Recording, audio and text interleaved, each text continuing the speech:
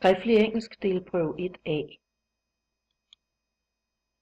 Her bliver du testet i grammatik ved hjælp af nogle fejlsætninger. Husk, at du skal skrive hele den korrekte sætning, og rettelserne skal forklares udførligt med udgangspunkt i de pågældende sætninger og med anvendelse af grammatisk terminologi. Men det er ikke afgørende, om du bruger latinske eller danske betegnelser.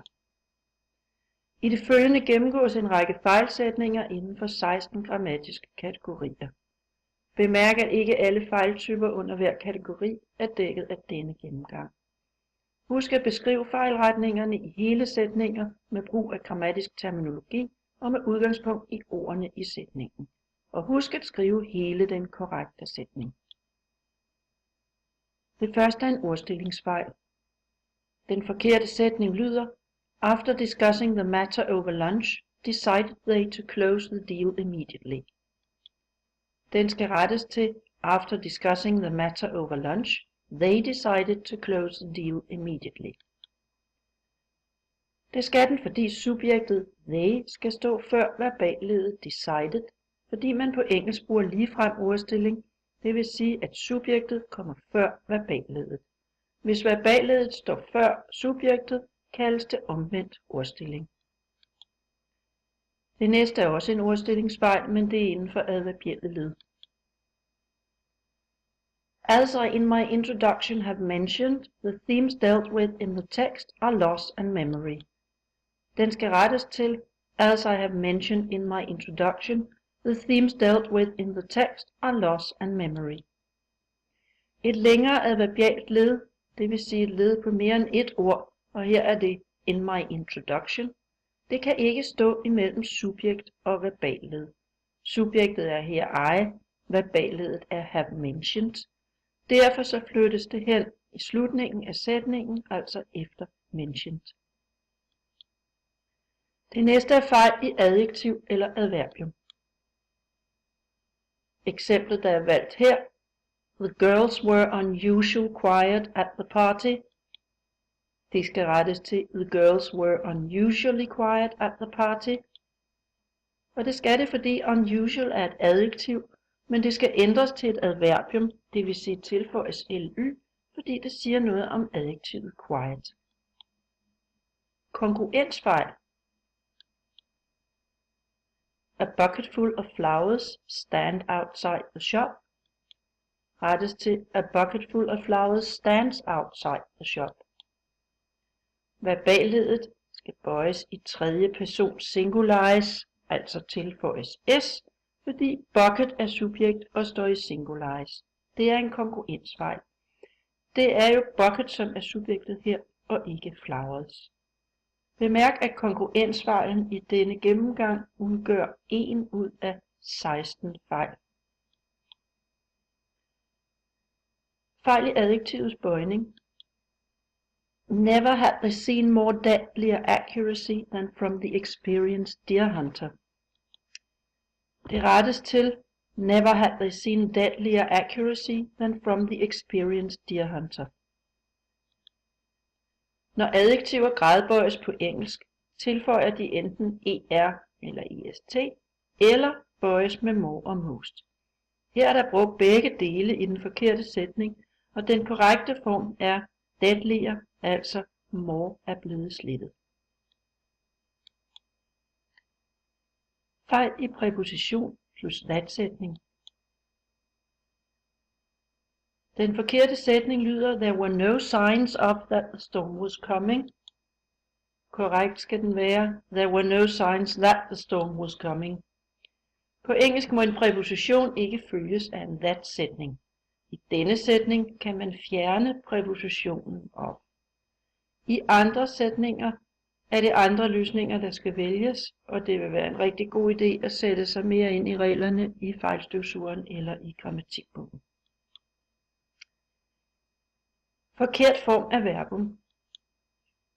Surprisingly, she didn't know anything about her son skipping classes. Det skal hedde: Surprisingly, she didn't know anything about her son skipping classes. Verballeddet er en du-omskrivning. Her skal do bøjes i tid og i person, og hovedverbet, altså know, det betydningsbærende verbum, det skal stå i infinitiv, altså to know. Fejl i uregelmæssigt verbum. 2 lightning bolts hit an Airbus A380 in a terrible thunderstorm. Korrekt hedder det: 2 lightning bolts hit an Airbus A380 in a terrible thunderstorm. Det skal det, fordi verbet hit bøjes uregelmæssigt. Det hedder også hit i præteritum, som det står i her. Pronomenfejl. Fejl i stedord. Prince William was staying on a Croatian island who has built up a reputation as a destination for celebrities. Prince William was staying on a Croatian island which has built up a reputation as a destination for celebrities. Det relative pronomen, altså det henførende stedord who, som betyder som eller der, skal ændres til which. Det skal det, fordi det refererer til a Croatian island, som ikke er en person. Who kan kun referere til personer. Og det er jo ikke Prince William her, som har opbygget et ry. Det er den kroatiske ø. Fejl i genitiv. People often fulfill their children's wishes, but sometimes it would be better not to. People often fulfill their children's wishes, but sometimes it would be better not to. Fejlen kan ikke høres, men den kan ses. Genitiv dannes ved brug af apostrof plus s. Hvis substantivet i forvejen ender på s, så tilføjes kun en apostrof. Her ender ordet children ikke på s, og derfor skal der tilføjes apostrof s, altså children apostrof s. Verber, der efterfølges af en indform.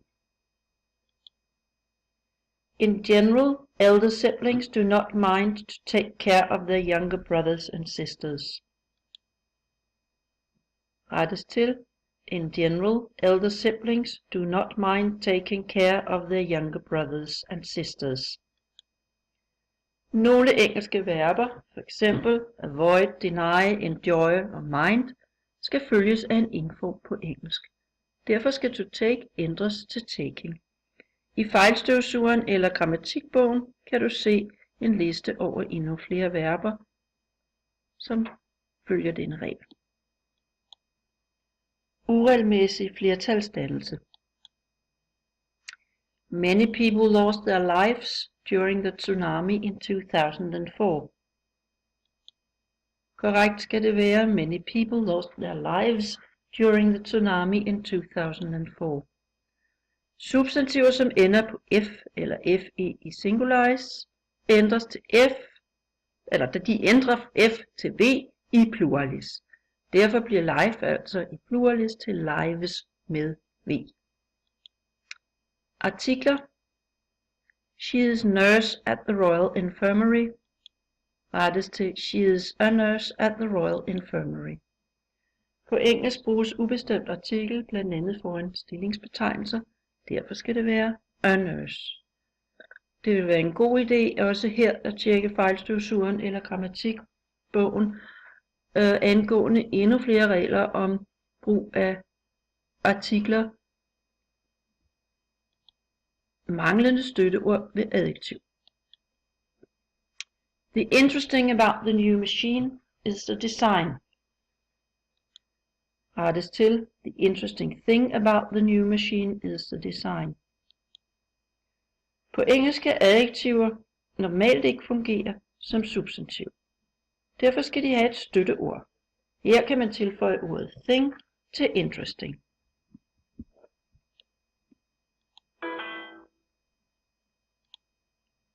Forløbigt subjekt.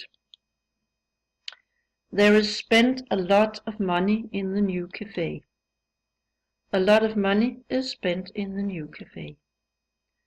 På dansk kan man indlede mange sætninger med der som forløbigt subjekt. Det kan man kun på engelsk, hvis hovedverbet er en form af to be.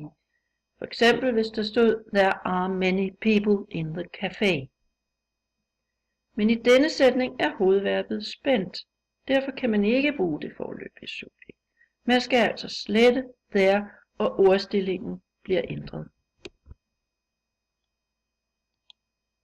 Utællelige substantiver. Where is my money? I left them on the table yesterday. Det skal være, where is my money? I left it on the table yesterday. Nogle substantiver er utællelige på engelsk. Det gælder for eksempel advice, furniture, money, news. Det betyder, at de ikke kan stå i flertal eller omtales i flertal. Derfor skal they her erstattes af it. Passiv konstruktion. It is a common illness which should be taken seriously by everybody. It is a common illness which should be taken seriously by everybody. Der er tale om en passiv konstruktion, som dannes ved en form af to be plus perfektum participium.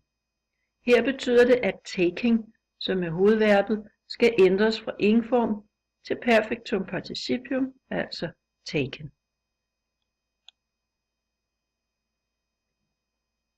Du har nu set 16 forskellige fejltyper. Der kan muligvis forekomme andre, men det er de typisk forekommende, som her er gennemgået.